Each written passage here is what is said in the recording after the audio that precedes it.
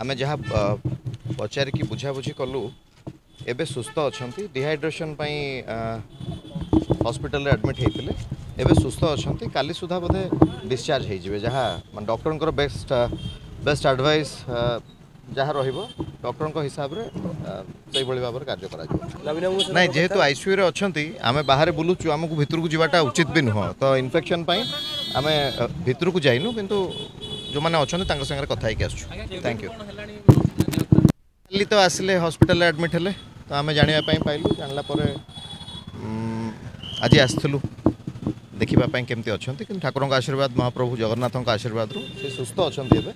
भावुँ बोधे गोटे 2 दिन भितर डिस्चार्ज से भाया खबर तो मो पाखे किसी ना कि जिते असुस्थ होती डिहाइड्रेशन टा टिके अधिक होता जो कि हॉस्पिटल एडमिट करने पड़ा थैंक यू।